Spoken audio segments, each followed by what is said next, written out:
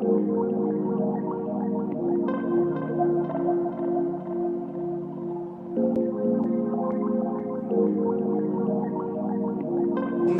maison brûle. Et nous regardons ailleurs.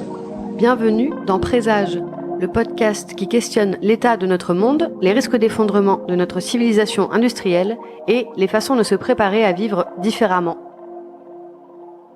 Je suis Alexia Soyeux et aujourd'hui je reçois Bruno David. Bruno David est naturaliste spécialisé en paléontologie. Il est depuis 2015 président du Muséum national d'histoire naturelle. Biodiversité, c'est un terme qui est un petit peu polysémique, qui peut avoir différents usages, on peut l'entendre de différentes manières.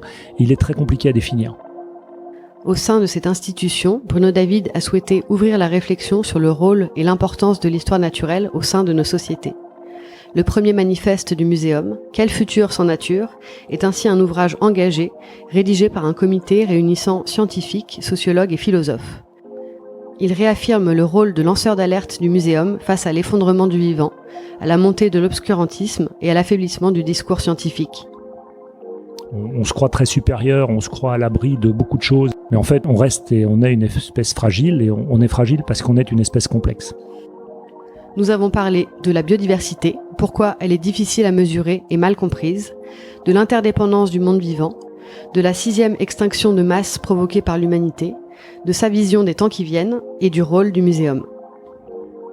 J'ai peur que les cris d'alarme que les scientifiques lancent aujourd'hui ne soient pas entendus, en tout cas pas suffisamment, parce que si on allait au bout de ce qui serait nécessaire, ça veut dire un changement complet de système, de fonctionnement de la planète.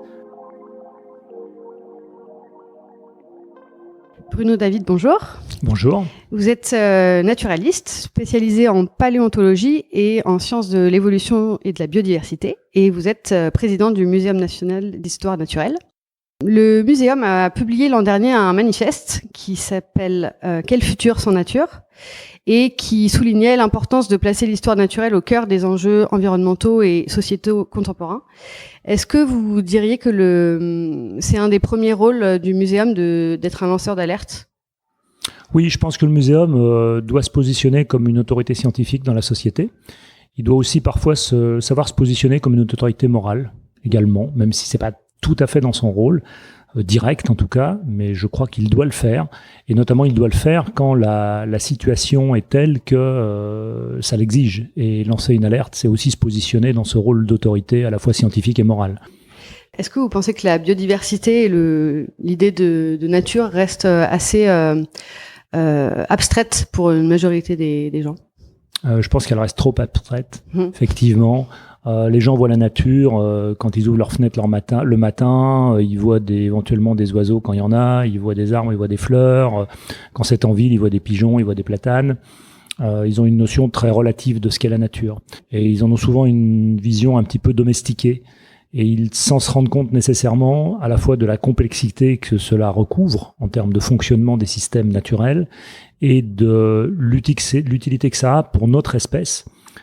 Notre pauvre espèce Homo sapiens, qui dépend beaucoup plus du reste de la nature, puisque l'homme fait partie de la nature, que on le pense généralement. On se croit très supérieur, on se croit à l'abri de beaucoup de choses à partir de notre technologie, de notre thérapeutique, de notre industrie pharmaceutique, enfin, etc., etc. Mais en fait, on reste et on est une espèce fragile, et on est fragile parce qu'on est une espèce complexe. Et justement, comment arriver à faire comprendre que l'ensemble du monde vivant est interdépendant et que on fait bien partie, nous aussi, de ce monde vivant? Alors ça, c'est un des messages que doit réussir à faire passer le Muséum national d'histoire naturelle. Si on le prend par le bout d'Homo sapiens, j'ai l'habitude de dire... on a plus de bactéries que de cellules dans notre organisme.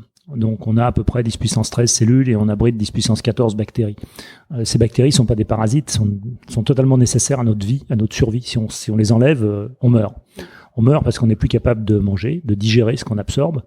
On meurt parce que toutes les bactéries qu'on a à la surface de notre peau sont une carapace qui nous protège d'agressions extérieures, notamment d'agressions par les champignons. Et si on les enlève, le système ne marche plus non plus. Et quand je fais des conférences devant des enfants, j'ai l'habitude de leur dire « ne vous lavez pas trop souvent ». Alors ça horrifie les parents, bien sûr, parce qu'il faut quand même continuer de se laver. Mais néanmoins, les gens qui se lavent trop de manière trop agressive, souvent ils attrapent des mycoses parce qu'ils détruisent leur protection bactérienne et c'est pas bon du tout. Alors après, les gens qui se lavent pas du tout, ils ont d'autres types de parasites, souvent un peu plus macroscopiques, qu'on peut appeler des poux par exemple, ou d'autres types de parasites. Donc faut trouver le bon équilibre. Mais l'excès d'hygiène n'est pas forcément une bonne chose et on le sait très bien puisqu'un certain excès d'hygiène dans la société occidentale a conduit à une recrudescence des allergies. Est-ce que, globalement, vous avez l'impression qu'on parle peut-être trop du climat et pas assez de l'importance du vivant ? Alors là, je suis tout à fait d'accord. On parle trop du climat et pas suffisamment de biodiversité. Et ça m'a amené à m'interroger sur, finalement, pourquoi c'est ça. Je pense qu'une partie de la réponse est dans même le terme même biodiversité. Biodiversité, c'est un terme qui est un petit peu polysémique, qui peut avoir différents usages, on peut l'entendre de différentes manières, et il est très compliqué à définir. On ne peut pas le définir simplement. Le climat, tout le monde voit ce que c'est. On prend une température, en gros, une humidité, il pleut pas, il fait chaud, il fait froid. La biodiversité, qu'est-ce que c'est ? Est-ce que c'est un nombre d'espèces dans un endroit donné, c'est-à-dire une richesse ? Est-ce que c'est une abondance ? Il y a beaucoup d'individus. Est-ce que c'est un équilibre entre richesse et abondance ? Ce qui est aussi un concept important, c'est-à-dire qu'on peut avoir 10 espèces dans un paysage, mais c'est pas pareil si on a 10% de chaque espèce ou si on a 90% ou 91% de l'une et 1% des 9 autres. Donc vous voyez, les relations abondantes-richesse sont importantes. Ça peut être aussi une diversité morphologique. Ça peut être une question de biomasse, combien ça pèse tout ça, est-ce que c'est beaucoup, est-ce que c'est pas beaucoup, est-ce que c'est visible, est-ce que c'est pas visible, est-ce que c'est un réseau d'interaction qu'on regarde, est-ce que c'est à l'échelle génétique qu'on regarde la biodiversité. C'est compliqué de définir la biodiversité. Donc déjà ça, c'est un handicap quand on veut l'expliquer à un grand public par rapport à expliquer le climat.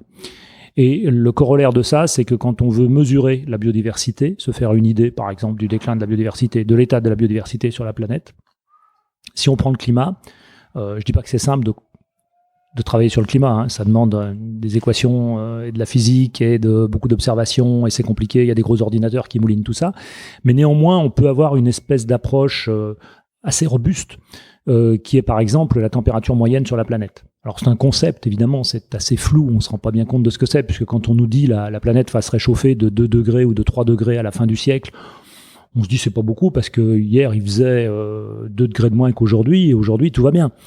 Mais c'est une température moyenne. Mais néanmoins, on arrive à faire passer le concept. On fait passer le concept aussi à travers les événements cataclysmiques qui deviennent de plus en plus importants où certains climatologues considèrent qu'ils ne sont pas forcément plus nombreux, mais en tout cas ils sont plus forts. Donc ça, on arrive à faire passer le concept assez facilement. Avoir une approche globale de la biodiversité, c'est impossible. On ne peut pas avoir un indicateur qui dirait, voilà, la biodiversité de la planète, ça vaut tant cette année et ça vaudra tant l'année prochaine ou ça valait tant il y a 10 ans. On n'est pas capable de le faire parce que c'est simplement trop compliqué. C'est-à-dire que dès qu'on traite de biodiversité, on est obligé de fonctionner par accrétion en quelque sorte. On est obligé d'avoir des situations locales, d'observer beaucoup de situations locales et ensuite de combiner ces situations locales pour essayer d'avoir une approche un peu impressionniste de ce que pourrait être la biodiversité sur la planète et son état sur la planète. Ça, c'est très difficile à faire passer. Si je vais aussi chercher des comparaisons dans le nombre de paramètres qui régissent la biodiversité, donc la complexité du système par rapport au nombre de paramètres qui régissent le climat, même si le climat c'est très très compliqué, en gros on a une température, une humidité. Je simplifie à l'extrême, hein, bien sûr. Les climatologues vont être contents. Oui, ils vont être contents. Mes collègues climatologues vont me tomber dessus dès ce soir. Je vais avoir des coups de téléphone apocalyptiques. Mais bon, enfin dès que vous aurez diffusé votre blog. La biodiversité, on a des centaines, des milliers d'écosystèmes. On a des millions d'espèces différentes qui interagissent les unes avec les autres. Je donnais l'exemple des bactéries qu'on abrite. C'est une interaction. On abrite à peu près quelques centaines d'espèces de bactéries. Je crois que c'est 400-500 espèces ou quelque chose comme ça. Parmi nos 10 puissance 14 bactéries. C'est l'ordre de grandeur, en tout cas. Donc, vous voyez qu'il y a des interactions dans tous les sens. Et comment est-ce qu'on mesure ces interactions? Comment est-ce qu'on explique ces interactions? Comment on apprécie la qualité de ces interactions et éventuellement leur dégradation si on va vers un système qui se dégrade? C'est extrêmement difficile et donc on joue pas dans la même catégorie. On a un très gros handicap d'explication du fait de la complexité du système. Et ça, c'est irréversible. Et puis, par ailleurs, si on regarde l'ancienneté, le GIEC a 30 ans, en gros. L'IPBES, qui est l'équivalent du GIEC pour la biodiversité, a 6 ans. Donc on se donne rendez-vous dans 24 ans en espérant qu'on sera au même niveau que le GIEC aujourd'hui. Justement, est-ce que vous pourriez faire un petit rappel de la situation de de l'anéantissement du vivant qui est en train de se produire, avec peut-être, je sais pas, quelques chiffres clés ou... Oui, alors j'ai l'habitude de le faire en prenant du recul puisque j'ai une formation de paléontologue, donc et j'aime bien comparer par rapport à ce qui s'est produit dans les temps géologiques. Dans les temps géologiques, si on remonte pas à l'origine de la vie sur Terre qui a 3800 millions d'années, mais seulement sur les 5 ou 600 derniers millions d'années, on a un certain nombre de crises qui ont affecté la biosphère au cours de ces millions d'années. Il y en a 5 majeures, il y en a une cinquantaine d'autres en gros, donc ça survient en gros tous les 10 millions d'années. Alors 10 millions d'années, c'est quand même profond parce que notre ancêtre le plus lointain caractérisé de la lignée des hominidés, des hominides, c'est Toumaï, et un Australopithèque très ancien, ça n'a que 7 millions d'années. Donc on voit qu'une crise tous les 10 millions d'années, c'est pas quelque chose qui va nous tomber sur la tête tous les jours. Il y en a 5 majeures. Et on peut tirer des enseignements de ces crises, une sorte d'enseignement statistique de cette soixantaine de crises, et notamment de ces 5 majeures. Le premier enseignement, c'est que toutes ces crises ont été multifactorielles. Il n'y a aucune crise, quand elle est importante, qui soit monofactorielle. Elle n'est jamais due à un seul facteur. C'est très souvent le climat qui, in fine, va affecter la biosphère, mais avec des causes en amont qui vont faire changer le climat qui sont différentes. Ça peut être des éruptions volcaniques, ça peut être très très occasionnellement des météorites, mais c'est vraiment très occasionnel et c'est pas un facteur absolument majeur, contrairement à ce que l'imaginaire nous enseigne ou nous fait croire. Ça peut être la distribution des continents, ça peut être de l'anoxie, donc une perte d'oxygène au fond des océans, ça peut être des choses comme ça, qui combinées vont faire en sorte que, il y a une crise de la biosphère. C'est toujours multifactoriel et c'est pas très intéressant de savoir quel est le facteur le plus important pour la crise X. On sait que c'est multifactoriel. Et ce qu'on constate aujourd'hui, c'est que c'est également multifactoriel. C'est-à-dire qu'on a de la pollution, on a de la surexploitation des ressources, on a de l'usage des espaces, des territoires, l'urbanisation par exemple, les routes sur les territoires continentaux. On a du déplacement d'espèces avec les espèces invasives. Donc on a tous ces paramètres, la pollution, le changement climatique aussi. Donc on est vraiment dans un système également multifactoriel avec des facteurs qui vont interagir les uns avec les autres. Donc c'est pas un système si simple que ça non plus. Et puis le deuxième enseignement qu'on a de ces crises, c'est que ces crises n'ont jamais été des hécatombes. Je répète très souvent, une crise ne fait pas de mort. C'est-à-dire que les crises du passé n'ont pas tué des individus. Sinon, on aurait des bancs fossiles qui seraient remplis de squelettes ou remplis de coquilles pour les animaux marins ou aquatiques. C'est pas le cas. Les bancs qui correspondent aux instants des grandes crises géologiques sont des bancs qui sont vides. Il n'y a plus personne, en fait. Et ça s'est produit parce qu'il y a progressivement, de génération en génération, un affaiblissement du succès reproducteur. C'est-à-dire que de génération en génération, il y a de moins en moins d'individus. Il y a de moins en moins d'individus d'une espèce, puis d'une autre espèce, puis d'une troisième espèce, etc. Et ça finit par affecter gravement les écosystèmes qui se détériorent et puis qui finissent par conduire à l'extinction, à la disparition. Si vous voulez, c'est une sorte d'effacement progressif de la vie sur Terre. Mais c'est pas quelque chose qui va leur tomber sur la tête et qui va brusquement tuer tout le monde. C'est pas un événement, c'est pas une météorite qui va tuer tout le monde. Ça ne s'est jamais produit comme ça. Ça, c'est une hécatombe. Les hécatombes sont généralement locales. Si je fais une petite parenthèse, une crise, les caractéristiques d'une crise, c'est d'être global. Ça doit affecter l'ensemble de la biosphère, ou pratiquement toute la biosphère, toute la Terre, toute la planète, pas seulement une région ou un endroit. Ça doit concerner pas mal de groupes différents. C'est pas simplement un groupe, c'est pas simplement les crustacés ou les lapins de Garenne qui vont être affectés. C'est beaucoup de groupes qui sont affectés. Et puis c'est relativement rapide, du moins rapide à l'échelle géologique, c'est-à-dire que ça peut se mesurer en centaines de milliers d'années ou en millions d'années, mais c'est un peu l'ordre de mesure dans le système géologique. Donc on a ces trois facteurs qui permettent de définir une crise. Donc ce que je disais, c'est qu'une crise, ça ne faisait pas de mort. C'est une diminution du succès reproducteur. Il y a de moins en moins d'individus sur la planète, de beaucoup d'espèces et à beaucoup d'endroits. Et c'est un petit peu ce qu'on observe aujourd'hui. C'est ça qui m'inquiète le plus depuis quelques années. J'étais moins inquiet, j'aurais été beaucoup moins inquiet, j'aurais un discours beaucoup moins négatif il y a seulement 5 ou 10 ans. Là, j'ai vraiment un discours qui devient très pessimiste parce que les analyses les plus récentes qui sont sorties montrent qu'il y a une diminution en effectif, et c'est bien de ça qu'il s'agit, d'espèces extraordinairement communes. On a vu que ça avait touché les oiseaux. Il y a eu des papiers qui sont sortis récemment. Il y a eu pas mal de bruit médiatique autour de ça avec le Printemps silencieux. Le Muséum et le CNRS en ont parlé le printemps dernier. Il y avait eu des articles qui étaient sortis il y a 2 ans et demi, 3 ans sur la disparition des oiseaux communs en Europe. Là encore, ce sont pas des espèces qui disparaissent. Les espèces sont toujours présentes, mais simplement les effectifs ont diminué d'à peu près un quart, ce qui fait 420 millions d'oiseaux en moins en Europe. Donc c'est beaucoup quand même.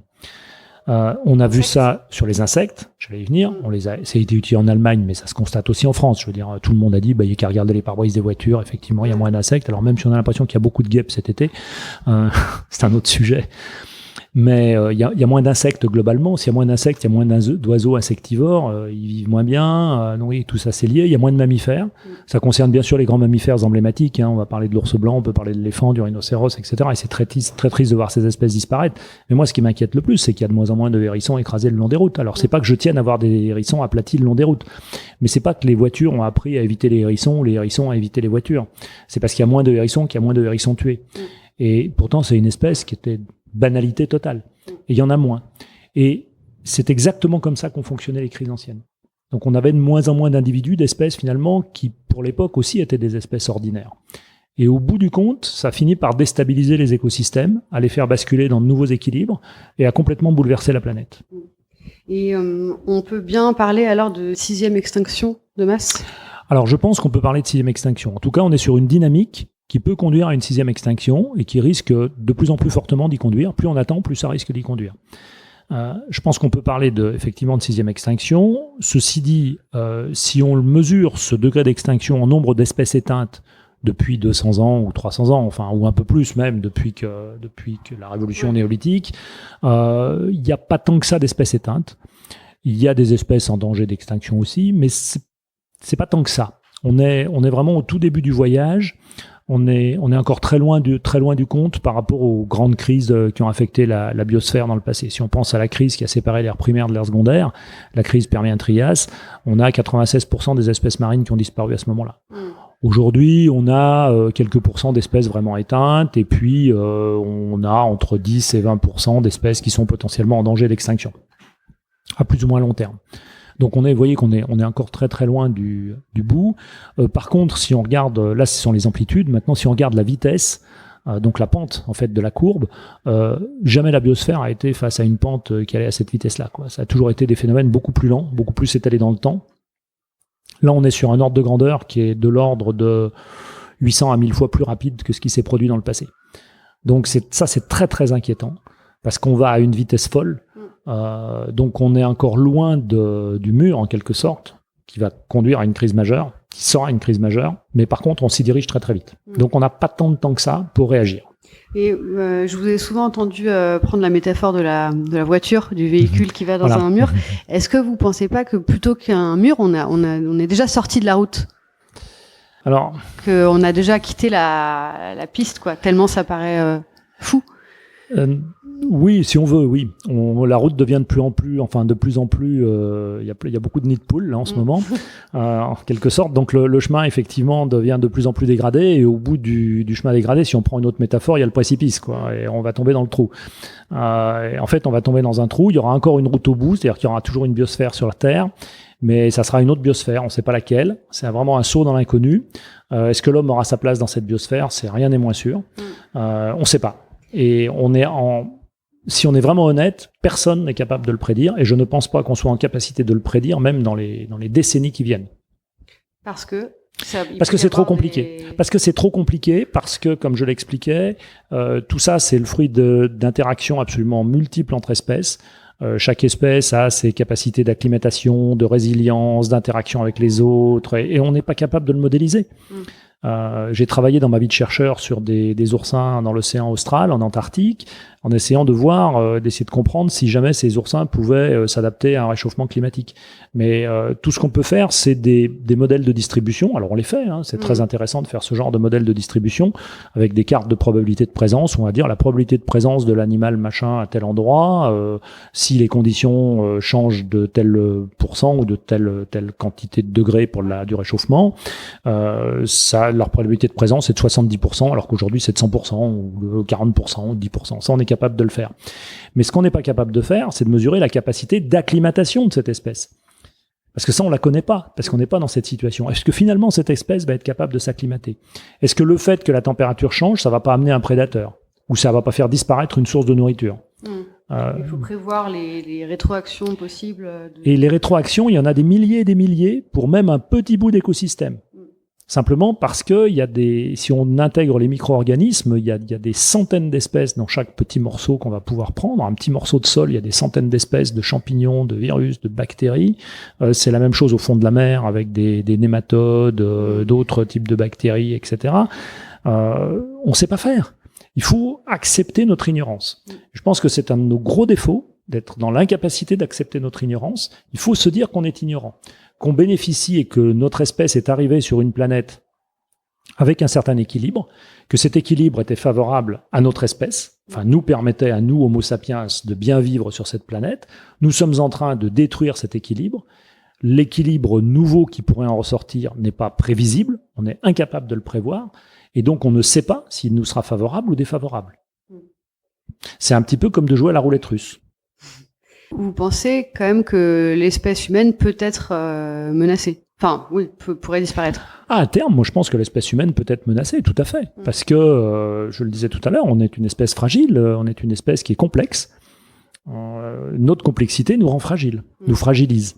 Donc ça, c'est absolument certain. Et on n'est pas à l'abri d'une épidémie majeure, d'un bouleversement des écosystèmes tels qu'on ne pourra pas s'y adapter, sans compter les conséquences que ça aurait sur nos sociétés, les conséquences sociales. Un bouleversement trop important ou très important des écosystèmes, au-delà du changement même climatique, simplement bouleversement des écosystèmes, pourrait faire que ça génère des conflits, des tensions telles que ça dégénère en conflits. Vu l'arsenal dont dispose l'humanité, on peut imaginer ce que donnerait ce genre de conflit. Si ça dérive vers du conflit avec armes biologiques, etc. Puis regardez notre fragilité. Je vais vous donner un exemple de fragilité. Depuis un peu plus de 30 ans, il y a eu l'épidémie de sida. C'est une maladie sexuellement transmissible qui a quand même fait pas mal de ravages, et on a bien vu qu'au début de l'épidémie, on ne savait pas ce que c'était. On a mis des années à découvrir le virus, et on a mis encore des années à trouver un traitement qui soit un traitement palliatif, qui n'est pas d'une efficacité totale d'ailleurs. C'est mieux que rien, mais enfin c'est pas non plus la panacée. On n'a pas résolu complètement le problème. Imaginez un instant que le virus du sida, au lieu de se transmettre par voie sexuelle comme c'était le cas, soit transmis comme le virus de la grippe. Ça faisait combien de centaines de millions de morts sur la planète? Peut-être plusieurs milliards. T'es optimiste, hein? Ouais, non, mais je suis pas de nature très optimiste en ce moment non plus. Sur les modes d'action actuels de la protection et de la conservation de la biodiversité, j'ai plusieurs questions, mais quels sont les grands moyens d'action? Et en fait, la question qui sous-tend tout ça, c'est est-ce qu'on ne fait pas finalement que de mettre la nature sous cloche pour la protéger? Alors je pense que la pire des choses, ça serait d'abord de vouloir transformer la Terre en un jardin et l'océan en un aquarium. Ça serait d'une prétention folle, parce que comme je le disais, les systèmes sont complexes, et vouloir les jardiner ou les organiser à notre main, ça serait le meilleur moyen que ça fonctionne pas. Ça fonctionnerait pas à l'échelle de la planète, ça nous rendrait pas les services qu'il faut, on risquerait de manquer d'oxygène par exemple, on risquerait d'avoir des ressources essentielles à notre survie qui fonctionneraient pas, ou qui fonctionneraient à un moment et puis qui finalement s'effondreraient. Donc ça marche pas. Je pense qu'il faut éviter de penser mettre sous cloche la biodiversité.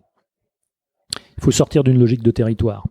Sortir d'une logique de territoire où on aurait des territoires où on protégerait la biodiversité, et où on aurait des territoires où on pourrait tout faire. Il faut sortir de cette logique, parce que c'est une logique qui est complètement délétère et qui est très mauvaise. Il y a des territoires où il faut qu'on protège la biodiversité. Je pense que c'est totalement nécessaire. Il faut pouvoir conserver ça, mais ça n'est pas suffisant. Il faut, sur les autres territoires, savoir aussi protéger la biodiversité, tout en permettant à notre société de s'épanouir et puis à chacun de vivre. Mais il faut aussi peut-être penser à changer nos modes de vie, à changer nos habitudes, à faire en sorte de laisser plus de place à la biodiversité qu'on ne le faisait auparavant. Et la biodiversité, encore une fois, ce ne sont pas seulement les petites fleurs et les petits oiseaux, c'est aussi beaucoup le monde invisible. On a un système agricole qui a contribué pour beaucoup à détruire la biodiversité des sols. On le sait maintenant. Et d'ailleurs, on tente à revenir en arrière, à essayer de faire autrement, à avoir des pratiques culturelles qui préservent la biodiversité des sols, par exemple. Tout ça, c'est des choses qu'il faut arriver à faire rentrer dans le fonctionnement de nos sociétés. C'est essentiel. Si on n'y arrive pas, on ira encore plus vite vers le déclin et la catastrophe. Justement, il y a eu cette année, enfin dans les mois qui sont passés, beaucoup de constats, beaucoup d'appels sur la catastrophe écologique de la part de scientifiques, de personnalités diverses et variées, qui invitaient à une action massive et coordonnée. Pourtant, on n'a pas l'impression que les choses bougent véritablement et la mobilisation reste assez faible. Est-ce que vous pensez qu'on pourra arriver à agir positivement si on persiste à poser le problème dans le cadre du système économique qui l'a créé en grande partie? Ça, c'est une question difficile ou trop simple, enfin ou trop difficile ou trop simple. Si je vous réponds franchement, je pense qu'on n'y arrivera pas. Je pense qu'on n'y arrivera pas. Et si on se tourne vers l'histoire des sociétés humaines, les sociétés qui ont été confrontées à des crises majeures sont toujours allées au bout de leur démarche catastrophique et sont allées dans la crise.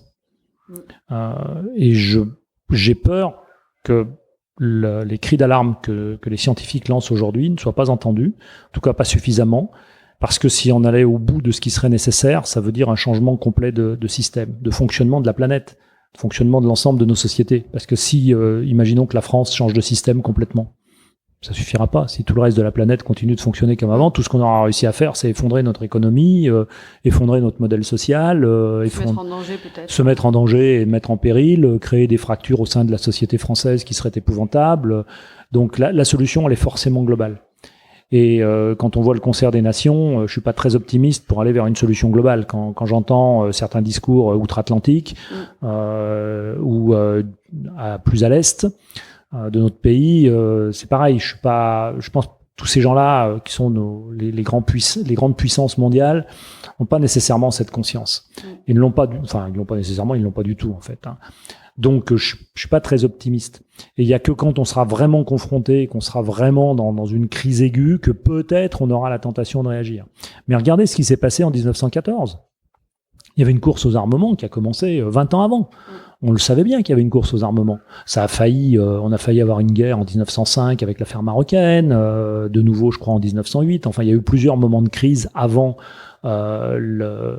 la crise finale de 1914, de juin 14. C'est un événement apparemment relativement anodin. Alors, pas anodin pour la personne qui était concernée, mais enfin, l'assassinat de l'archiduc, le 28 juin 14, qui fait que le truc s'est enclenché. Mais tout était prêt avant. Donc, la civilisation européenne de l'époque était en capacité d'analyser cette situation et de savoir que cette situation n'était pas saine. Et ça n'a empêché personne d'aller jusqu'au bout. Donc là, c'est mondial. Et la question, elle est vraiment mondiale. La question, elle n'est pas locale. Il faut évidemment que localement, on agisse. Je ne dis pas qu'il faille rien faire localement. Chaque geste qu'on pourra faire localement est important. Mais la solution est mondiale. Et c'est ça qui me rend assez pessimiste sur le fait que l'humanité soit suffisamment intellectuellement responsable pour se prendre en charge et dire stop, là, ça va vraiment pas. Il faut qu'on change complètement et on change radicalement de modèle. Parce qu'on a construit un modèle depuis des décennies maintenant, depuis en gros 150 ans ou un peu plus même. On a construit un modèle qui est un modèle, mais oui, quand je dis 150 ans, c'est en fait beaucoup plus. C'est depuis le début, depuis la révolution néolithique, on exploite la planète. Et de voir autant d'inaction au niveau global, d'inaction ou même de recul à certains égards, qu'est-ce que ça vous provoque comme émotion? Moi, ça m'attriste, parce que j'aimerais bien qu'on fasse plus de choses, mais personne n'est exemplaire. Moi-même, je ne suis pas du tout exemplaire.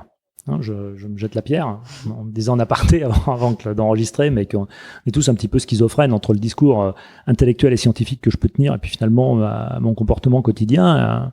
Il y a un écart que j'espère pas trop grand, mais enfin qui existe quand même.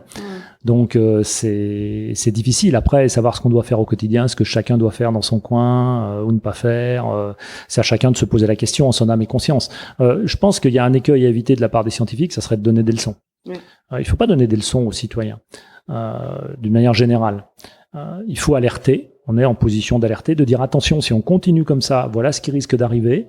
On est vraiment sur une mauvaise pente. Il faut faire très très attention à ce qu'on fait. C'est dangereux. Il y a ça qui se passe. Écoutez, on vous alerte. Mais vous savez, il y en a beaucoup qui entendent ça et puis qui disent, mais finalement, moi je me lève le matin, bon, tout va bien, hein, le soleil brille, tout va bien, je vois pas où est le problème. Mais parce qu'on s'habitue à ça aussi. Je vous parlais de déclin progressif des espèces. C'est un petit peu comme de se regarder dans le miroir chaque matin. On a l'impression d'être comme la veille. Puis au bout de 10 ans, on se dit, tiens, ça a changé un peu quand même, si on ressort une vieille photo. Hein. Mais vous voyez, c'est un peu ça. Et la biodiversité, c'est pareil. On la regarde, puis on s'habitue. C'est un déclin progressif. C'est un petit peu moins par là, un petit peu moins par là. Ça change un peu là, puis ici. Et puis on s'habitue. Et puis, ma foi, bon, on a l'habitude de voir moins d'oiseaux, moins d'insectes, moins de lapins de garenne, moins de hérissons. Et puis voilà. Et puis pour le moment, il n'y a pas de bouleversement.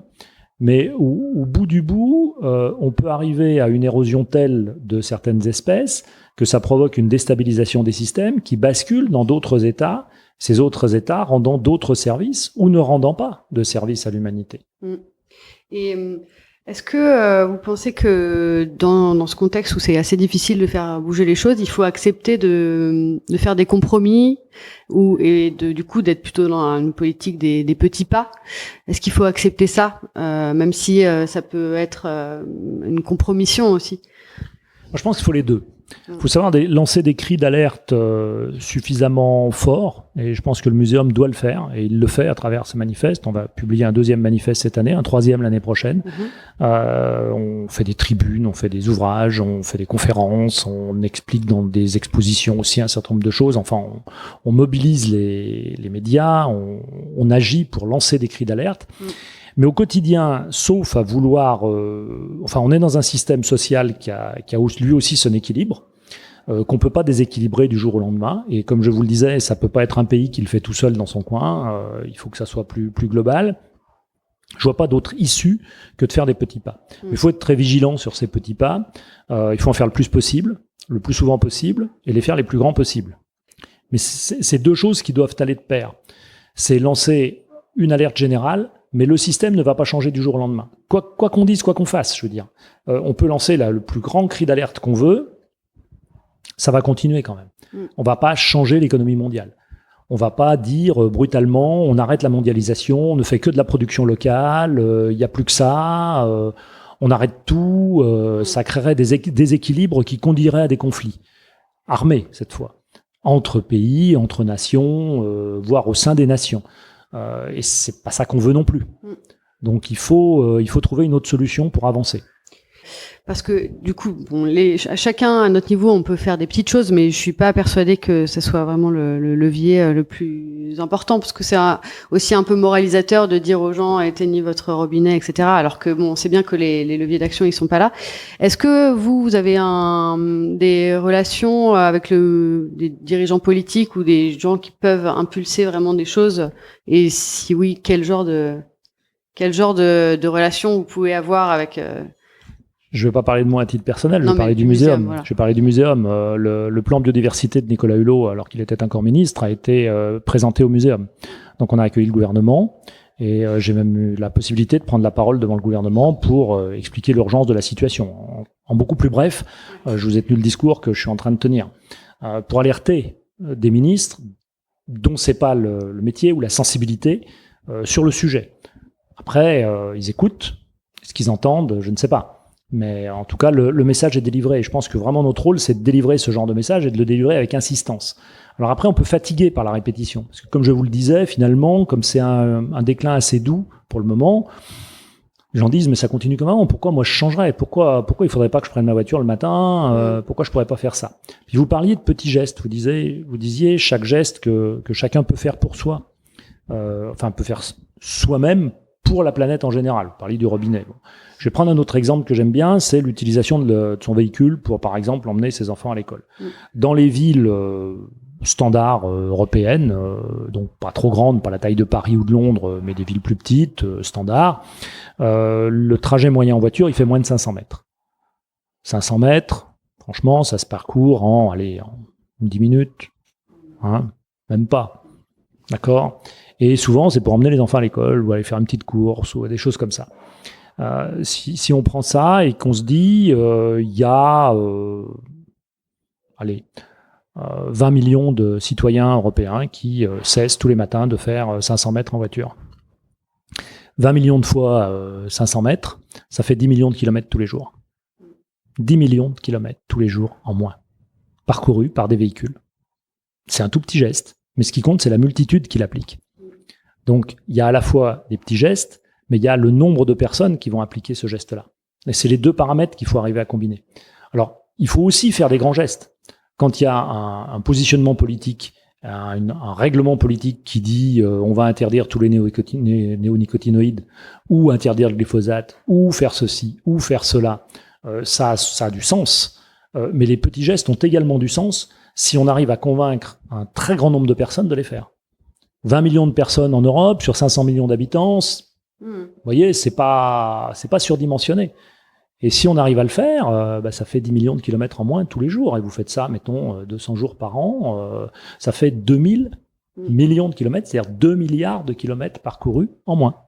Et pour rester sur la question politique, est-ce que ça serait pas une évidence que le monde politique ait une formation scientifique plus intense, quoi? Alors ça, c'est un grand souhait.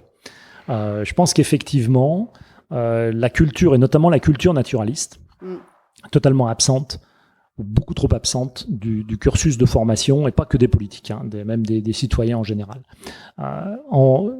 J'ai aussi une habitude de dire, en France, si vous proférez que Victor Hugo est l'auteur du Bourgeois gentilhomme, on va vous prendre pour un crétin fini. Imaginez un dîner en ville, comme on dit, et vous dites, oui, je suis allé voir la pièce de Victor Hugo, Le Bourgeois gentilhomme, ou j'ai lu le roman de Victor Hugo, Le Bourgeois gentilhomme, et on va dire, quel malade, d'accord? Ou Delacroix a peint Les Demoiselles d'Avignon, bon, très bien. Scandale. Si, toujours lors de ce même dîner en ville, quelqu'un dit les huîtres sont des crustacés, ça passe très bien. Et l'erreur est du même ordre. Donc ça veut bien dire que fondamentalement dans notre culture, dans la manière dont nous sommes formés, on ne pèse pas de la même manière une culture plutôt littéraire, domaine sciences humaines et sociales, et une culture naturaliste. Et ça c'est regrettable parce que compte tenu de la crise environnementale devant laquelle nous sommes et dans laquelle nous avons commencé d'entrer, il serait urgent que les gens aient une culture naturaliste. C'était l'objectif du manifeste du muséum, d'attirer l'attention sur la nécessité d'avoir plus d'histoire naturelle au XXIe siècle.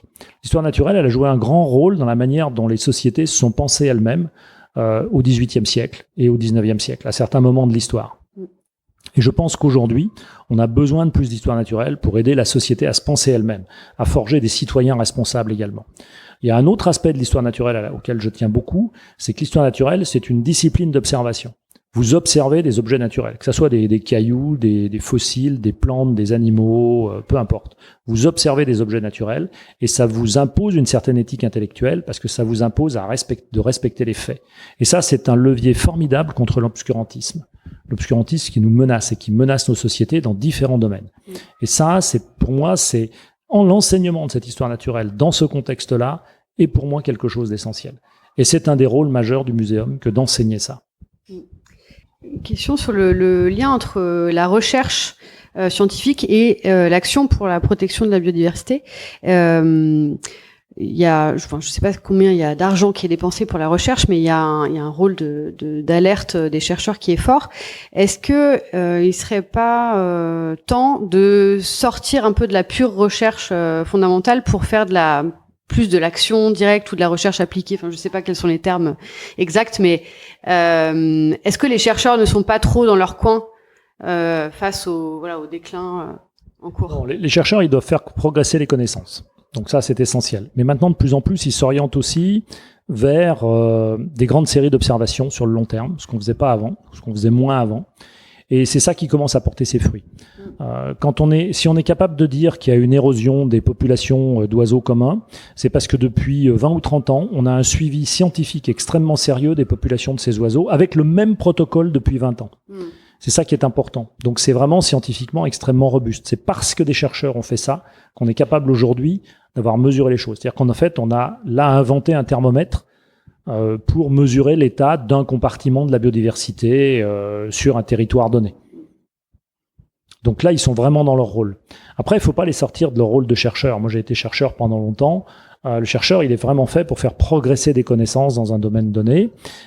Ça paraît de plus en plus pointu et étrange quand on n'est pas dans le domaine, simplement parce que les connaissances progressant, on peut pas avoir une connaissance universelle. Il y a 300 ans, on pouvait imaginer quelqu'un, un humaniste, comme on disait, est une connaissance très large à la fois de la physique, de la chimie, de l'histoire naturelle, des lettres. On pouvait avoir finalement une connaissance assez vaste. Aujourd'hui, c'est plus possible parce que la recherche, les connaissances ayant progressé, si on veut vraiment être sur le front des connaissances, c'est-à-dire sur la recherche, on est forcément sur un domaine relativement étroit. Et c'est simplement en avançant dans la carrière qu'on peut devenir un peu plus généraliste et s'intéresser à des choses un petit peu à côté, où on devient plus vulgarisateur souvent. Mais c'est difficile d'être aussi vulgarisateur sans proférer des grosses bêtises, quoi. Et du coup, est-ce que plus d'interdisciplinarité ou en tout cas de mêler des pans de la recherche serait souhaitable pour mieux diffuser de l'information au public? À mon avis, c'est plus que souhaitable, c'est totalement nécessaire. C'est-à-dire que si on reparle de la crise environnementale à laquelle nous sommes confrontés, on pourra pas résoudre, et on l'a évoqué un petit peu entre les lignes dans ce qu'on a dit précédemment, on pourra pas résoudre la question de la crise environnementale sans un apport massif des sciences humaines et sociales. Il y a une interaction entre le fonctionnement des sociétés et l'environnement dans lequel on se trouve. On peut pas traiter des questions d'environnement comme s'il y avait que l'environnement qui comptait. On va pas demander simplement à des écologues, des biologistes, des zoologistes ou des botanistes de s'intéresser aux questions d'environnement et dire nous on va vous donner la recette pour traiter l'environnement, puis tant pis pour le reste. Non, il y a une interaction. On peut pas traiter des questions des poissons en mer si on n'est pas en interaction avec des pêcheurs, qui eux tirent leurs ressources de ça. Donc c'est bien une interaction avec des sciences humaines et sociales, et c'est ce pontage qu'on doit faire. Et pour ça, le muséum est un bon endroit pour le faire aussi, parce que le muséum a une taille telle qu'on peut faire un vrai pontage entre sciences humaines et sociales et finalement autres sciences naturelles. Je dis autres sciences naturelles parce que pour moi, il y a tout un compartiment des sciences humaines et sociales qui sont en fait des sciences naturelles, qui sont des sciences de la nature. Les relations hommes-reste de la nature, ça fait partie des sciences naturelles. Et ce sont des sciences humaines et sociales. Comment l'homme se perçoit dans le reste de la nature. Quelle est la relation entre l'homme et les autres animaux, par exemple. Il y a toute l'anthropobiologie, il y a également l'ethnobiologie, au sens large, ethnobotanique, ethnozoologie, vous voyez, il y a tous ces compartiments qui sont traités au muséum.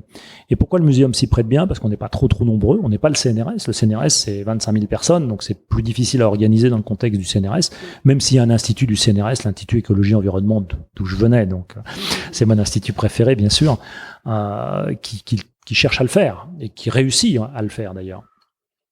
Dans les universités, c'est également possible. Il y a des universités pluridisciplinaires. Je viens d'une université pluridisciplinaire où il y a toutes les disciplines qui permettraient de le faire, mais où là, il y a une attraction des sciences naturelles aux sciences traditionnelles, géosciences, écologie, évolution, etc., qui vont être attirées plutôt du côté des sciences dures, et au contraire, les sciences humaines et sociales qui pourraient traiter d'environnement, qui vont plutôt être attirées du côté des autres sciences humaines et sociales. Et ça crée un système un petit peu disjoint, où le pontage est plus difficile à faire que dans un environnement comme le muséum, où on n'a pas les autres sciences dures et où on n'a pas les autres sciences humaines et sociales, comme les lettres, le droit, les choses comme ça. Et au muséum, la mayonnaise peut prendre, et c'est pour ça qu'on a fait un département qui s'appelle Hommes et Environnement, qui est un des 3 grands départements scientifiques de l'établissement, qui justement va mixer ces choses-là, où on a des équipes qui vont travailler sur l'ethnobiologie, des équipes qui travaillent sur l'anthropologie, des équipes qui travaillent sur la biologie de la conservation, et qui se retrouvent ensemble dans le même département. Donc le prochain manifeste du muséum, ça sera donc cette année? Oui. Et vous pouvez en dire un mot ou pas encore? Oh, presque. C'est encore c'est sur la même thématique. C'est pas du tout la même thématique. C'est aussi un sujet de société, sujet grave de société. Donc ce manifeste sera bientôt dévoilé, on commence de le révéler à la presse, et il va, comme le blog se paraîtra un peu plus tard, je pense, il va toucher la question des migrations. D'accord, important. Donc vous voyez que c'est un sujet majeur. Mais là aussi, le muséum n'a pas un rôle politique direct. C'est pas au muséum de dire c'est bien ou c'est pas bien d'accueillir des migrants, ou comment faut-il voir les migrations, etc. Bon, c'est pas au muséum de donner des leçons là-dessus. Le muséum, simplement, il prend la parole sur un sujet aussi grave que celui-ci pour expliquer ce que sont des migrations, dire que les migrations, ça ne concerne pas que l'espèce humaine.